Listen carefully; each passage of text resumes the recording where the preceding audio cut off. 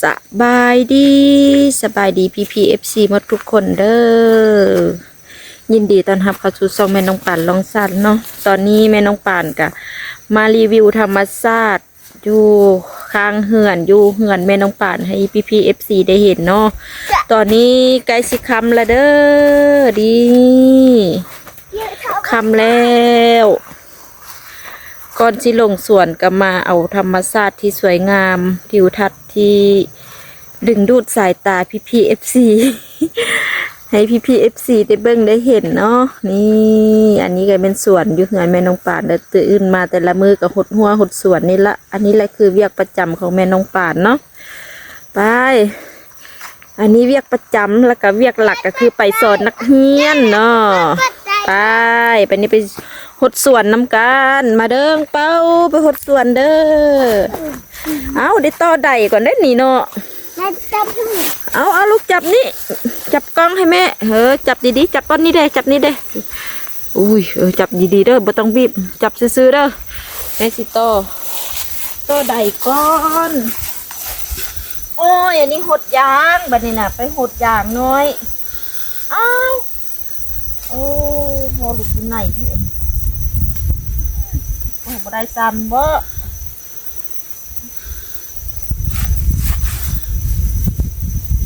เอาพอหลุดอยู่ไหนแล้วบันจะออกได้มันเงี่ยหยาบแท้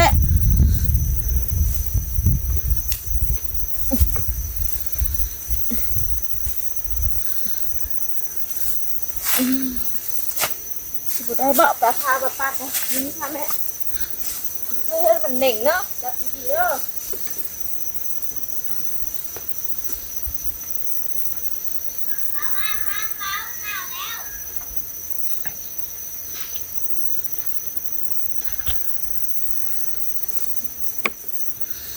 ดีๆมันเงี้ยงมันไปแตะมันเนี่ยปัดทอก่อนมันคือว่าลิปอยู่ไหนพุ่นอันนี้ออกก็ได้แล้วนี่ขึ้นเข้าไป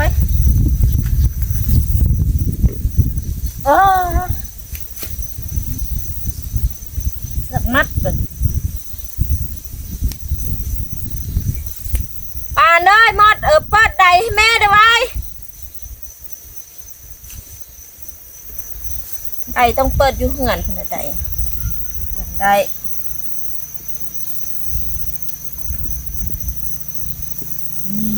อันนี้ไปสวนไปหดสวนกันไปหดสวนน้ำกัน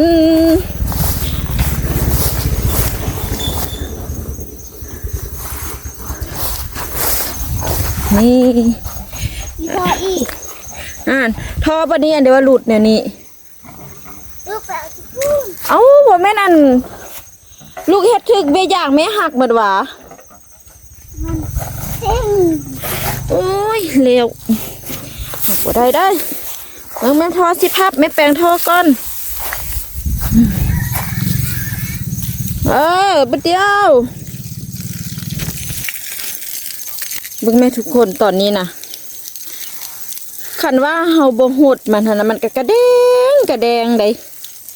บ่งอย่างพัดอันบ่แม่นยามฝนแล้วเนาะเวทฝนแล้วจะค่อยได้บ่งอย่างทีแรกก็คิดว่าสิบ่เฮ็ดแล้วแหละคิดไปคิดมาว่าบ่มีบ่อนเฮ็ดแม่พัดบอกว่าเฮ็ดอยู่นี้ก็ได้สิเด็กก็เลยว่าเฮ็ดอยู่บ่อนนี้แหละเพราะว่าคันเฮ็ดแล้วงัวพัดสิบ่มีบ่อนอยู่หั่นนะคิดว่าหั่นนะแล้วบัดนี้แม่บอกว่าคันเฮ็ดก็ได้ล้อมหัวเฮาก็พอดีได้บอนเฮ็ดแล้วก็ได้เฮ็ดลากะย่ามันเนาะ หดน้ำเอานี่ก็ประมาณนี้แหละลูกสายก็ได้หดส่วนก็เป็นแล้วเด้อเนาะช่วยแม่บางสิ่งบางอย่างได้แต่ให้เฮ็ดเป็นตัวตั้งตัวติ่งอย่างบ่ได้เด้อแม่น้องป่านสิหดได้บัดนี้บัดนี้หดส่วนมึงไม่หดไปอาบน้ำไปในสวนท ค่ำและเด้ อันเพนเป็นโอ้โหสีสีหนัก เป็นอย่างเนาะกองเชือหมอหมอเอ็มไปอาบน้ำมืออาบน้ำไปแม่สิเฮ็ดเองก็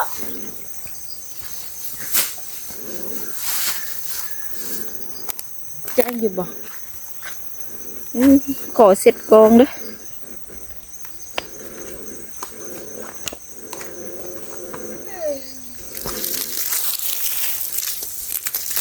หัวหดสวนยำแรงแต่ละมือก็เฮ็ดสิแล้วเลิกเฮียนมากก็บ่ได้เฮ็ดหยังโฮดแต่สวนเฮ็ดแต่สวนเนาะคันบ่โฮดก็ยันมันตายเพราะว่ามันฝนบ่ตกแล้วยุงก็หลายได้ช่วงนี้น่ะขันยอกๆแยกๆยุงกัด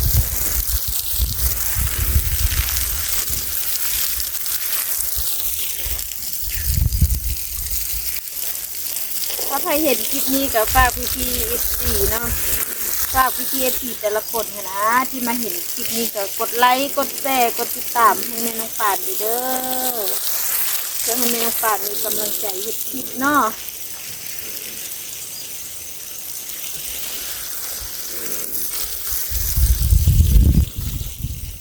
แม่น้องป่านก็เคยโทษแต่บ่ถอย ในการเฮ็ดคลิปนะ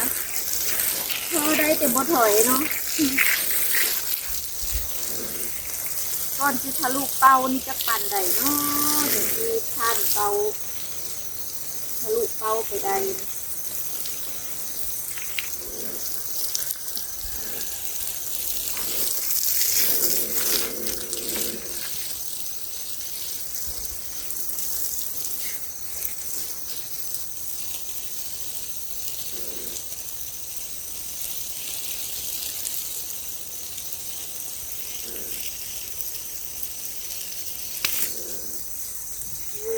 จะอยู่เลย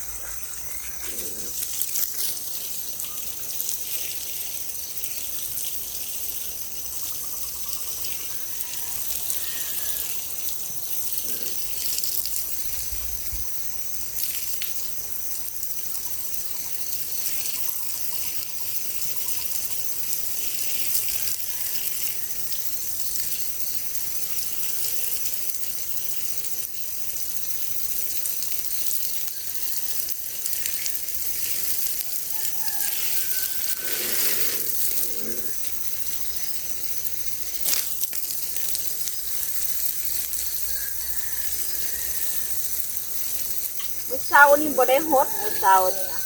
เพราะว่าเมื่อคืนนี้อันพงอย่างเนาะจนว่าฮอด10 โมงกลางคืนก็คือว่า22:00อะไรเนาะ22 โมงกว่าอีกไหมตัวอันวงอย่างแล้วก็ได้ไปหดสวนอยู่ในเฮือนหดสวนนั้นมังเงาะมังแงะอีหยังทันละเพื่อที่แล้วแล้วพอดี11 โมงอย่างนี้ได้นอนเมื่อคืนนี้ ตอนแม่น้องปานเฮ็ดเวียกตอนกลางคืนแม่น้องปานก็สิบ่ได้รีวิวเด้อเพราะว่ามันมืดเนาะ ลูกจะหลับเพิ่นแล้วเมื่อคืนนี่ก็ได้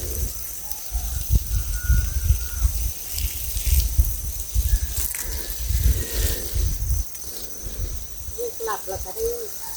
ไล่โคบเฮ็ดนั่นแหละก็ได้เดี๋ยวที่มันแล้วคันบ่ฮดคัน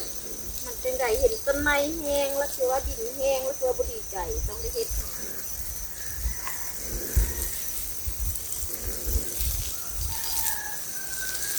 มืดก็ได้เฮ็ด เห็นต้นไม้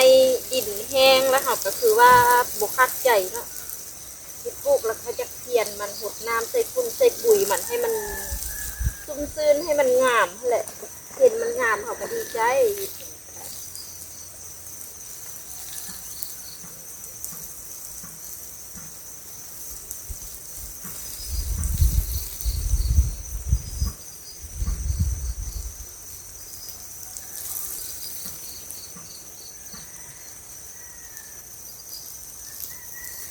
คิดว่าสิหด นนั่นมื้อนี้น่ะแต่ว่าคือสิบ่ฮอดดอกมื้อนี้สิบ่เฮ็ดเวียกค่ำเพราะว่าคันเฮานอนบ่เต็มอิ่มนั่นน่ะมันเมื่อยทุกคนเอ้ยสิได้นอนแต่เว้นตอนนอนหัวค่ำเด้คันว่าเฮาเฮ็ดเวียกมืดเฮ็ดเวียกดึกหลายแล้วจะค่อยได้นอนดึกหลายหั่นน่ะเมื่อยเฮ็ดเวียกอ่ะคือว่าจะได้นอนบ่เต็มอิ่มนั่นแหละเป็นเมื่อยๆเพลียๆแต่ความจริงว่าเฮ็ดเวียกเมื่อยบ่ก็บ่เมื่อยเด้อแต่ว่ามันเขาจ้องนอนหั่นนะแม่น้องปานจ้องนอนเป็นคนที่ว่าจ้องนอนบ่ค่อยได้เนาะคันจ้องนอนหลายแล้วเมื่อยจ้องนอนคืนนึงนี่เป็นอาทิตย์ก็ยังยากนอนอยู่หั่นแหละยังนอนบ่อิ่มคันว่าจ้องนอนคืนนึงแล้วหั่นนะเป็นคนที่ว่าจ้องนอนบ่ค่อยได้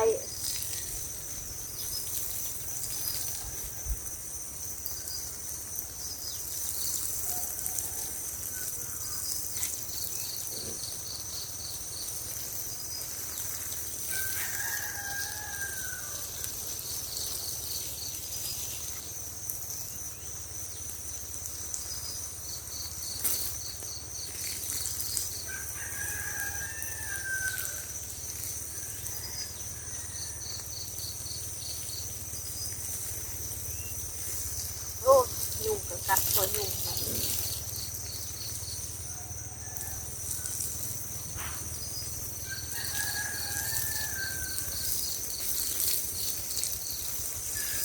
เอาใส่พร้อมเลยเนาะบัดนี้ก็กัดพร้อมเลยเนาะ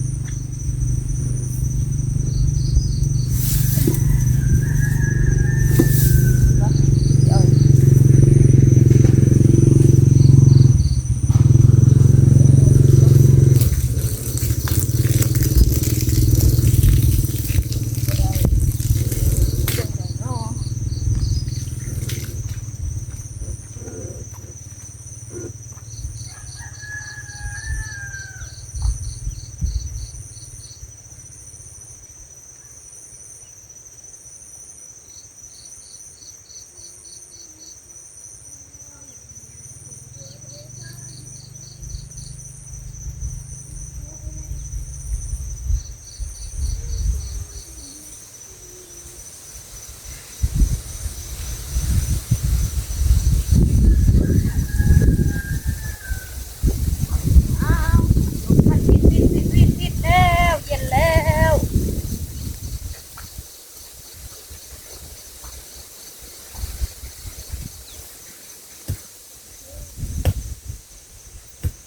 มือลุงเขาสักแค่นี้เวลาดึงคอมันจะบ่อนั้นมาเต่งกับต้นยางนี่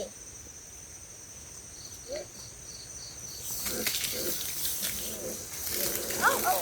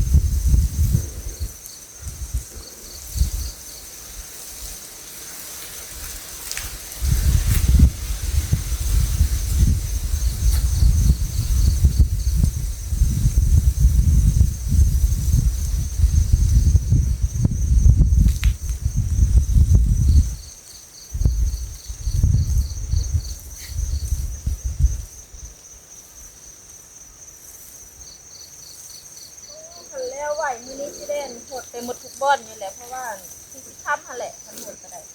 เพราะว่าดินแห้งหลายละดินกระแดงแห้งโง่หลายแล้วได้หดกันที่มืดคือเก่าแหละเขาเคยเฮ็ดเวียกมืดอยู่แล้วเนาะเป็นเรื่องปกติละบุคุดมันจะ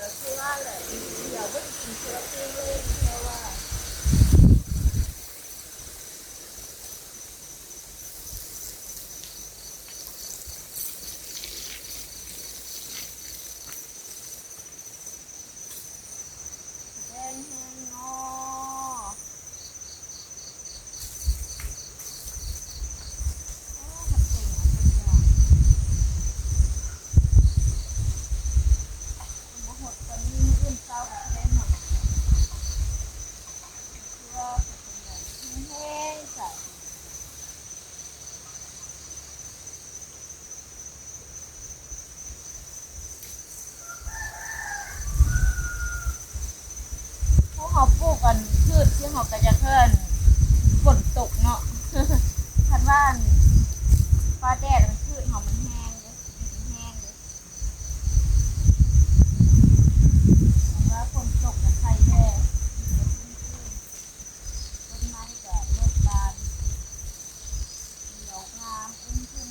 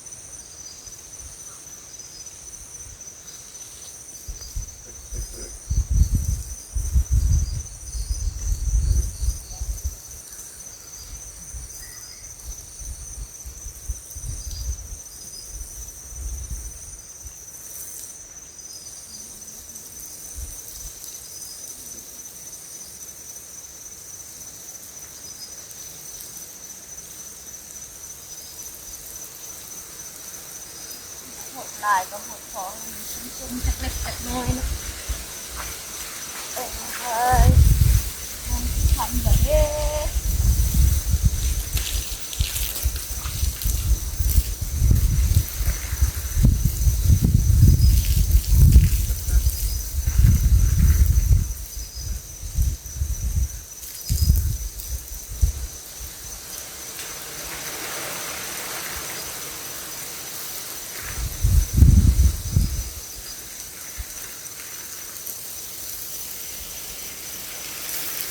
เลือดหลายกับหดโบราณนะทุกคนเลยเลือดหลายโคตรในมาปาดอันนี้ยังโบเจ็บเลยคันว่าเป็นยำฝนมันหลายกับโบเป็นอย่างเนาะยำแรกนี่มันหดน้ำมันโบท้องนะมันหดโบทั่วโบถึงคันเขาเฮ็ดเรียกแล้วเขาก็ฮอดโมงไปโรงเรียนใช่ไหมก็ได้ไปโรงเรียนเนาะก็ได้ปะเรียกมันก็บ่ค่อยช่วงทันปานใดช่วงกลับมาหดอีกที่ไปหดตัวไม้ตัวเข้ากันแห้งคือกันก็เลยว่าดินกระบอซุ่มซื่นแล้วบัดนั้นหดบ่ท้องนี่หดน้ำบ่ท้องนี่มันเป็นอย่างนี้เนาะคันเขาหดน้ำเสมอกันปั๊บนี่มันก็ดินมันก็ซุ่มซื่นอยู่กระแดงกับบ่กระแดงหิ้งหลายอันนี้อีหยังหดไปจำนวนหนึงบ่ทันแล้วเป็นเศร้าละที่ไปหดตัวไม้ตัวเข้ากับเบิ่งก็คือกระแดงคือเก่าล่ะก็เป็นจังได๋บ่คือกระดูกของมันเนาะ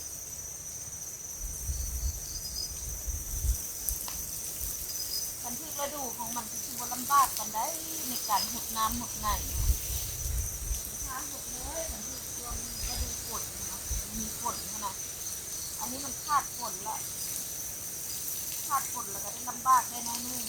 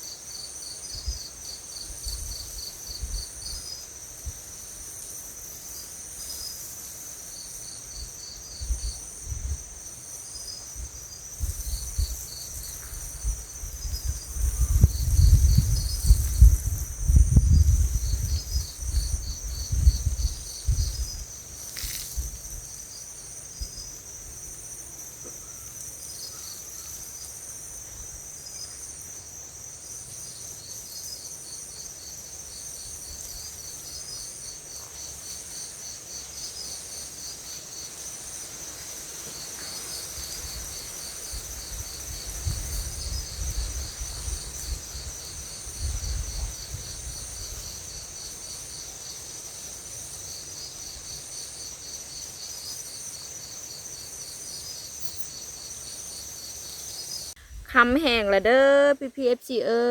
ยนี่คำแล้ว จนว่าเห็นเดือนออกแล้วเห็นบอกเห็นพระจันทร์ออกแล้วปูนพระจันทร์พระจันทร์หรือว่าเดือนนะแล้วสับลาวเอิ้นว่าเดือนเนาะนี่คำละเด้อเดี๋ยวแม่น้องป่านที่คอโตวลาลงก่อนเด้อแม่น้องป่านจะได้หดสวนต้อนะทุกคน ตอนนี้ค่ำละมืดแล้วมันก็บ่ค่อยเห็นดีเนาะอ้าวถ้าไผมาคลิปนี้กับแม่น้องป่านก็ขอฝากพี่เอฟซีกดติดตามกดไลค์กดแชร์ให้แม่น้องป่านเด้อเพื่อให้แม่น้องป่านมีกำลังใจเฮ็ดคลิปต่อๆไปเนาะทุกคนบ๊ายบายแล้วเจอกันใหม่คลิปหน้าเด้อ